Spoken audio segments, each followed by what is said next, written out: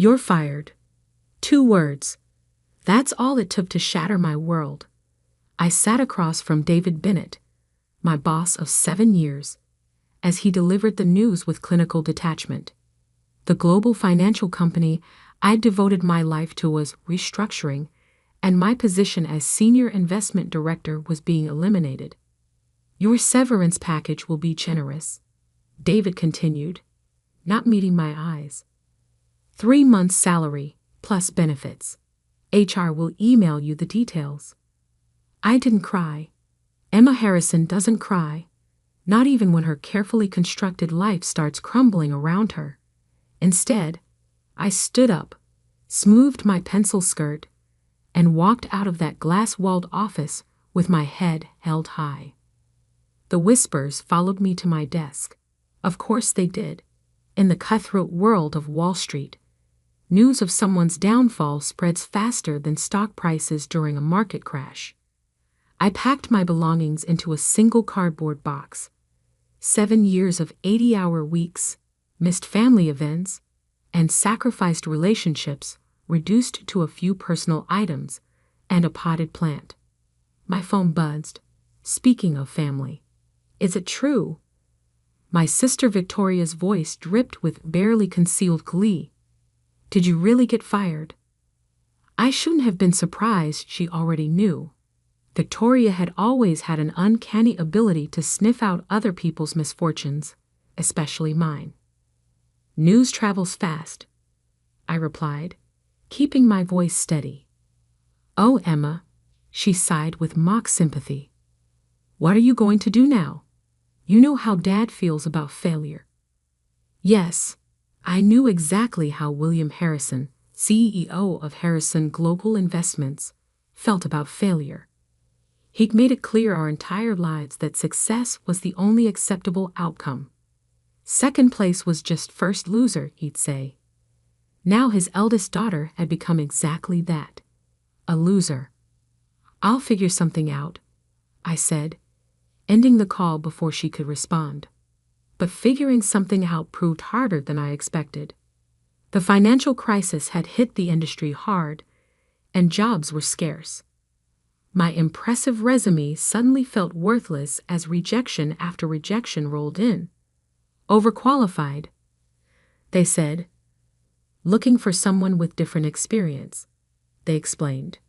2 months into my job search, I sat in my father's mahogany-paneled office, swallowing my pride as I asked for help. Absolutely not, he said, not even looking up from his computer. I didn't build Harrison Global by hiring failures. Dad, please. I just need a temporary position until. Until what? He finally looked at me, his steel-gray eyes cold. Until you embarrass this family further. Your sister warned me this would happen. Said you were too ambitious, too reckless with your investments. My stomach churned. Of course, Victoria had been poisoning Dad against me. She'd always resented that I'd climbed higher in the financial world than she had, even if it wasn't at the family company. I wasn't reckless. I defended myself. The market changed. Everyone was caught off guard. Everyone except successful people, he corrected. Everyone except your sister, who wisely stayed within Harrison Global where I could protect her. Everyone except your brother James, who's about to make partner at his law firm. The comparison stung, as he knew it would. Victoria, the dutiful daughter who'd stayed at Harrison Global, now held the position of vice president. James, the golden boy, was rising through the ranks at one of New York's most prestigious law firms. And me? I'd struck out on my own, determined to make it without the Harrison name, only to crash and burn spectacularly. The annual family gala is next week, Dad continued. I think it's best if you don't attend.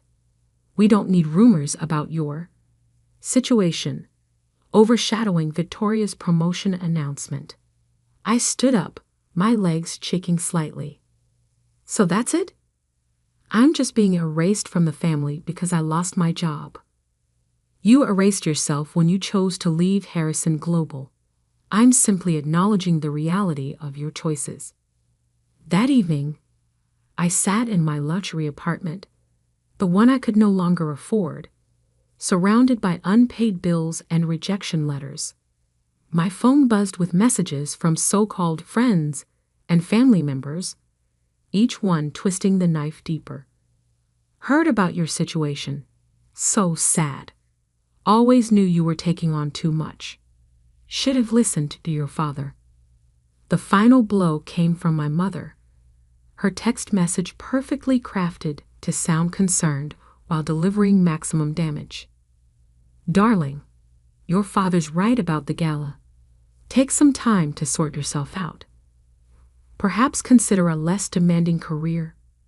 Victoria knows someone looking for an executive assistant. I threw my phone across the room, watching with satisfaction as it hit the wall. Executive assistant. To go from senior investment director to fetching coffee and scheduling meetings. That was their solution? A knock at my door startled me from my thoughts. Through the peephole, I saw James, looking uncomfortable in his perfectly tailored suit. "What do you want?" I asked, opening the door. "To help," he said, stepping inside. "I talked to some contacts. There's a position opening up at—" Let me guess, I cut him off. "Something entry-level? Something more suitable for someone who's failed?" "Emma, be reasonable. Your reputation in the industry is shot. The Harrison name can only protect you if you accept help on our terms." "Our terms, not my terms. Never my terms." "I don't need protection," I said. "I need support. I need my family to stand by me while I figure this out." James ran a hand through his expertly styled hair. "That's not how this family works. You know that. We reward success, not—" He gestured vaguely at my apartment, where moving boxes were already stacked in corners. "This." After he left, I made a decision. I wouldn't give them the satisfaction of watching me grovel for scraps of their approval. I'd lost my job, yes, but I hadn't lost my skills, my knowledge, or my determination. I spent the next week liquidating everything I owned. The designer clothes, the art collection, even my prized first edition books. Each sale felt like cutting away a piece of my old life, but also like shedding dead weight. The night of the annual family gala, while the Harrison clan celebrated Victoria's promotion in their mansion on the Upper East Side, I packed a single suitcase with essentials. My phone buzzed one last time. A message from Victoria. "Just announced my promotion. Wish you could have been here to see it. Though I suppose it's better this way. Less embarrassing for everyone." Attached was a photo of her with Dad, both beaming at the camera, champagne glasses raised in celebration. In the background, I could see Mom wiping away proud tears, while James stood nearby, already working the room for new clients. I typed out my response carefully. "Congratulations. Enjoy your moment. But remember this night, because I promise you, it won't be the last time you hear my name."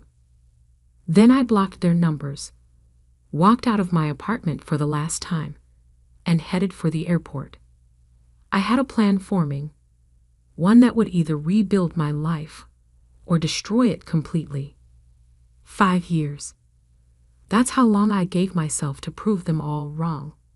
I had no idea then that those 5 years would change everything, not just for me, but for the entire Harrison empire. My first stop was London.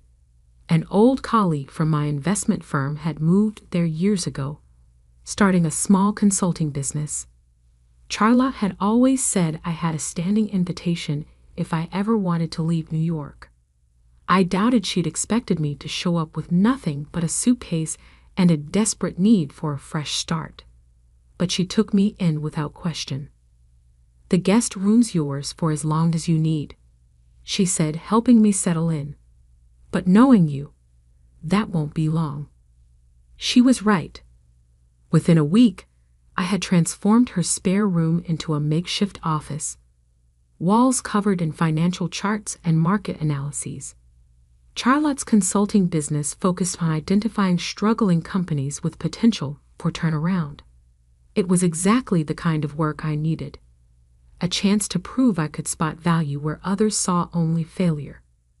"There's something happening in the tech sector," I told Charlotte one evening, surrounded by research papers. "Small companies with revolutionary ideas, but they can't get traditional funding because they're too risky." "Sounds familiar," she smirked, handing me a cup of coffee. I ignored her jab. "The big investment firms are too conservative right now, too scared after the crash. But that means there's an opportunity for someone willing to take calculated risks. Someone like you." I looked up at her, a plan crystallizing in my mind. Someone exactly like me. Over the next few months, I worked harder than I ever had at my old firm. During the day, I helped Charlotte with her consulting clients. At night, I built my own database of promising but overlooked tech companies. I lived on coffee and determination, sleeping only when exhaustion forced me to. Then came the breakthrough. A tiny startup in Manchester had developed an algorithm for predictive market analysis. The technology was revolutionary, but traditional investors wouldn't touch it because the founders were too young, too inexperienced. I saw something different. I saw myself in them. Talented people being underestimated by an industry too set in its ways. "I want to invest," I told Charlotte. She looked at me like I was crazy. "With what money?" "You sold everything you owned." "Not everything." I pulled out the one piece of jewelry I'd kept, a rare blue diamond necklace my grandmother had left me. "This should be worth enough to buy a significant stake in their company." Charlotte's eyes widened. "Emma, that's your emergency fund, your safety net." "No," I said, already researching jewelry assessors in London. "It's my future." The necklace sold for £300,000. I invested every penny in the Manchester startup, becoming their primary advisor in the process. Within 6 months, their algorithm had caught the attention of major financial institutions. Within a year, they were acquired by a leading tech company for £15 million. My stake was worth £3 million. But more valuable than the money was the reputation I built. Other struggling tech companies started reaching out, desperate for someone who understood both finance and innovation. I launched Monarch Enterprises, named after the butterfly that emerges transformed from its chrysalis. Charlotte joined as my partner, bringing her consulting expertise and client network. We moved into proper offices in the City of London, hired a team of analysts, and started building something revolutionary, a company that specialized in finding and nurturing overlooked potential. 3 years after being thrown out of my family's world, I sat in my corner office, reviewing our latest acquisition. Monarch Enterprises had grown beyond anything I'd imagined, with offices in London, Singapore, and Dubai. Our portfolio of companies was worth over $200 million, and we were just getting started. My phone rang, a number I didn't recognize with a New York area code. "Ms. Harrison?" A familiar voice said, "This is David Bennett, your former boss at—" I remember. I cut him off coolly. "Right. Well, I'm calling because we need your help. The firm is struggling. The market's changed, and we're looking for innovative solutions. Your work with Monarch Enterprises hasn't gone unnoticed." I savored the irony for a moment before responding. "I'm sorry, Mr. Bennett, But Monarch doesn't typically work with companies that lack forward-thinking leadership. Perhaps try an executive recruitment firm instead. I hear they're always looking for good assistants." I hung up, smiling as I remembered his similar dismissal of me years ago. But my satisfaction was short-lived. An email popped up that made my blood run cold. "Harrison Global Investments faces hostile takeover attempt." The article detailed how a consortium of investors was attempting to seize control of my father's company, using a combination of market pressure and leaked information about questionable investment practices. I should have felt vindicated. After all, wasn't this exactly the kind of failure my father had accused me of? But something didn't feel right. I knew Harrison Global's weaknesses. I'd grown up studying them. This attack was too precise, too well-informed. Someone on the inside was helping the takeover attempt. Before I could dig deeper, my assistant burst in. "Ms. Harrison, you need to see this." She handed me a tablet open to a financial news site. The headline made my heart stop. "Monarch Enterprises is revealed as Mastery Bureau of Harrison Global DEP." Somehow, without my knowledge, someone had used Monarch's subsidiaries to purchase millions in Harrison Global bonds. Bonds that could now be used to support the hostile takeover. But I hadn't authorized those purchases, which meant Charlotte. I called out, but my office was empty. My partner, my friend, the woman who'd helped me rebuild my life, was nowhere to be found. On my desk, a single envelope had appeared. Inside was a note in Charlotte's handwriting. "Sorry, Emma. Victoria's offer was too good to refuse. She says to tell you that family always comes first, even when that family needs to be taught a lesson." I leaned back in my chair, pieces falling into place. Victoria hadn't been content with destroying my place in the family. She wanted to destroy everything I'd built afterward too. But she'd made one crucial mistake. I picked up my phone and dialed a number I'd never deleted. "Hello, sister," Victoria answered smoothly. "I wondered when you'd figure it out." "Call off the takeover," I said quietly. She laughed. "Or what? You'll run to Daddy?" "Oh wait, you can't. You're not welcome in this family anymore, remember?" "No," I replied, my voice steady. "Or I'll show everyone exactly how those Harrison Global bonds ended up in Monarch's portfolio. I'm sure that SEC would be very interested in the paper trail." Silence. "You're bluffing," she finally said, but I heard the uncertainty in her voice. "Am I? Check your email."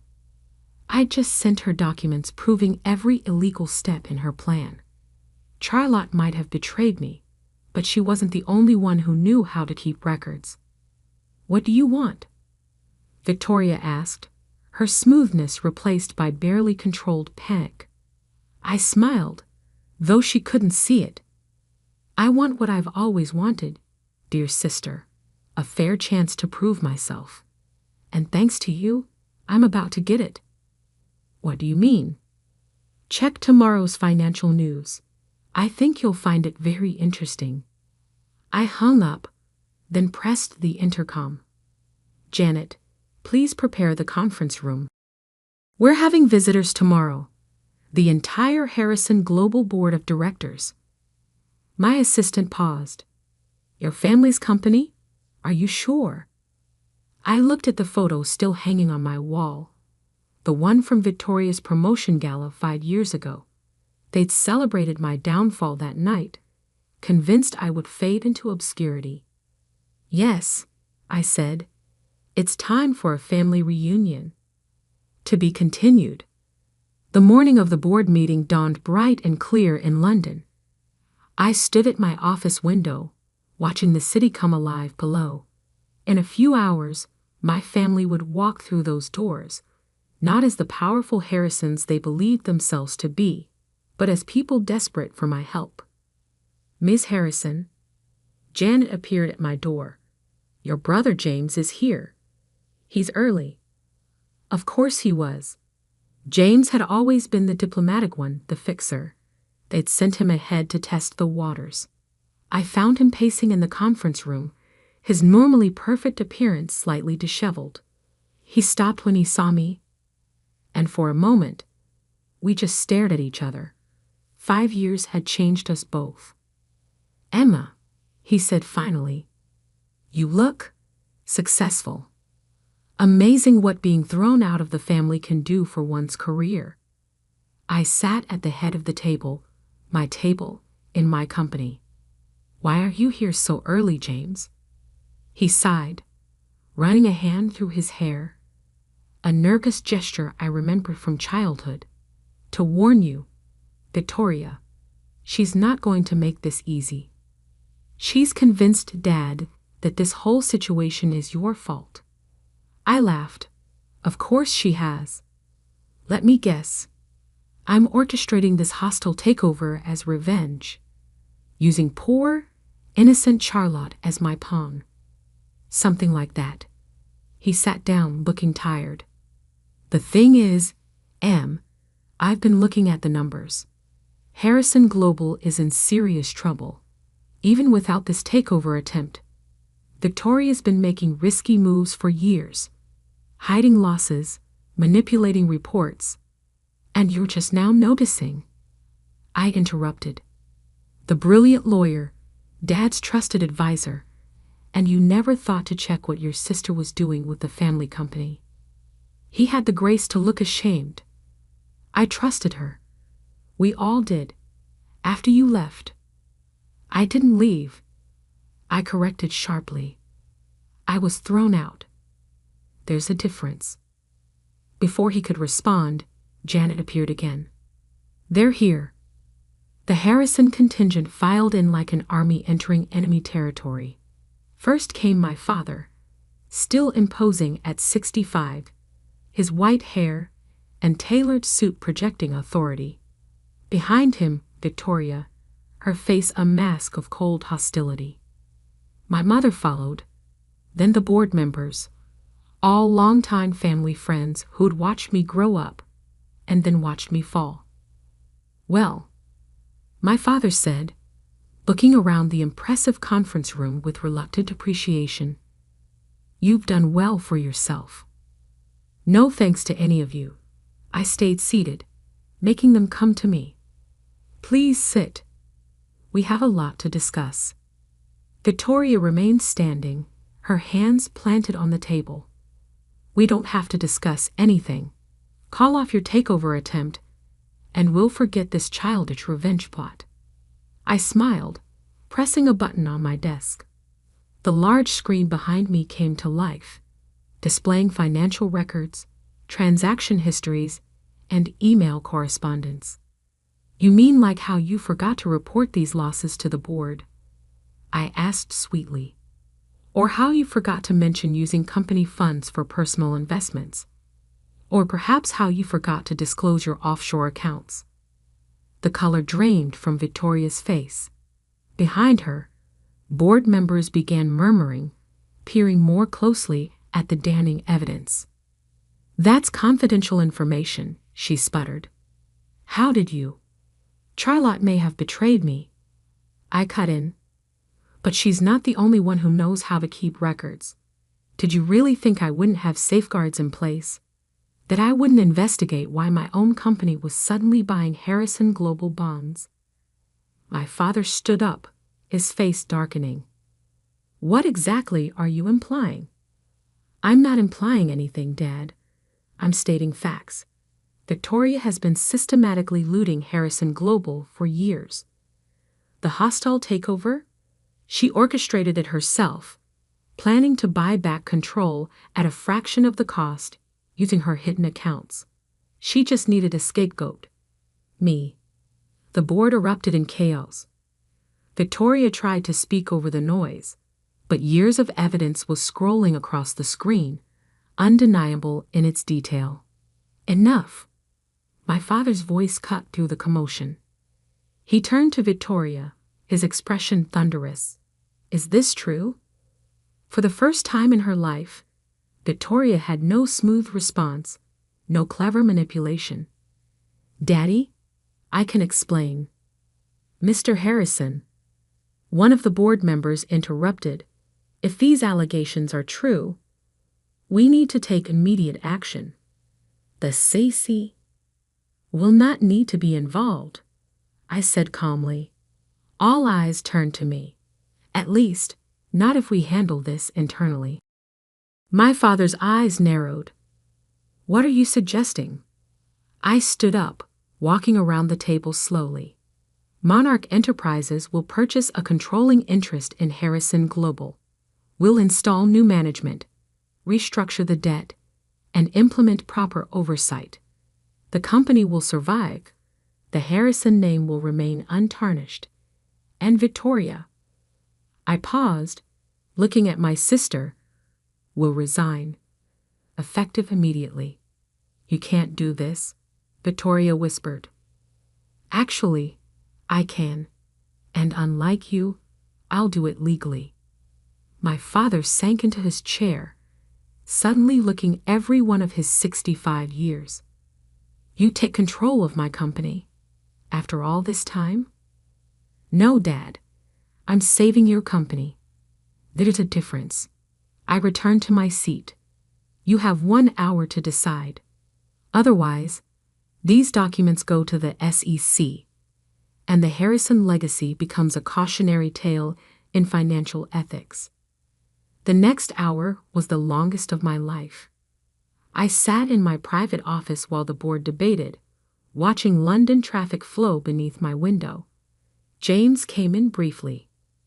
For what it's worth, he said quietly, I'm sorry. For 5 years ago, for not seeing what Victoria was doing, for everything. I nodded but didn't respond. Some wounds take more than words to heal. Finally, my father entered. He looked smaller somehow, less like the titan who dominated my childhood, and more like an old man who just discovered his world wasn't what he thought.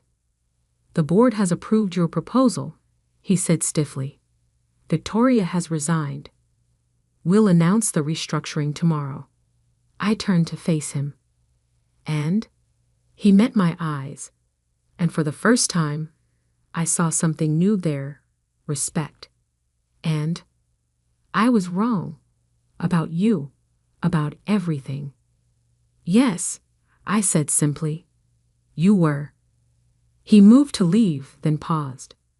That night, at the gala, when we celebrated Victoria's promotion, you said we'd hear your name again. I did. I didn't believe you then. I couldn't imagine. He gestured around my office, taking in everything I'd built. I couldn't imagine you proving me wrong so spectacularly. After he left, I sat alone in my office, emotions warring inside me. I'd won. I'd proven them all wrong. The prodigal daughter had returned in triumph, just like I'd promised. But victory felt different than I'd imagined. A knock at my door interrupted my thoughts. My mother stood there, looking uncertain. The caterers want to know about Sunday dinner, she said. I'd blinked, confused. What? Family dinner. We've missed so many. She twisted her hands together. I thought maybe, if you're not too busy. I looked at her, really looked at her. She'd aged these past 5 years. Worry lines etched deeper around her eyes. How much had she known about Victoria's schemes? How much had she worried about the daughter she'd helped cast out? I'll have to check my schedule, I said finally. But maybe. She nodded, understanding this was as much as I could offer right now. Change wouldn't happen overnight. Trust, once broken, takes time to rebuild. 1 month later, I sat in what had once been my father's office at Harrison Global. The view of New York was exactly as I remembered, but everything else had changed. Victoria had fled to the Cayman Islands, where she lived off whatever funds she'd managed to hide. James had returned to his law practice, but now he called regularly, rebuilding our relationship one conversation at a time. My father had stepped down as CEO, taking an advisory role instead. We met weekly to discuss business, our conversations slowly expanding to include more personal matters. It wasn't forgiveness. Not yet. But it was a start. Monarch Enterprises continued to grow, its reputation only enhanced by the skillful handling of the Harrison Global situation. Charlotte's betrayal had hurt, but it had also taught me valuable lessons about trust and vigilance. My assistant, still Janet, who'd followed me from London, brought in the morning papers. The headlines spoke of Harrison Global's remarkable turnaround, praising the mysterious Emma Harrison's business acumen. But it was the small envelope sitting on top that caught my attention. Inside was an invitation to the annual family gala, being held next month. At the bottom, in my father's handwriting, "This time, you're not just invited, you're the guest of honor." I smiled, remembering that night 5 years ago, when I had walked away with nothing but a suitcase and a promise to prove them wrong. I'd done more than that. I'd proven myself right. I picked up my phone and dialed my mother's number. "About Sunday dinner," I said when she answered. "I'll be there." Sometimes I've learned, success isn't just about proving others wrong. Sometimes it's about being strong enough to let them admit they were wrong and wise enough to know when to build bridges instead of burning them. I looked out at the city skyline, thinking about the scared, angry woman who'd left New York 5 years ago. She'd wanted revenge. But what I'd found instead was something far more valuable: redemption, not just for myself, but for my whole family. The Harrison name would continue, but under new leadership and with new values. The empire hadn't fallen. It had been reborn, stronger and wiser than before. And me? I was no longer the daughter who'd failed, the sister who'd been cast out. I was Emma Harrison, CEO of Monarch Enterprises and Harrison Global, the woman who'd lost everything and built something better from the ashes. The prodigal daughter had returned, not to beg for scraps from her family's table, but to rebuild the entire house. And this time, I'd make sure it was built to last.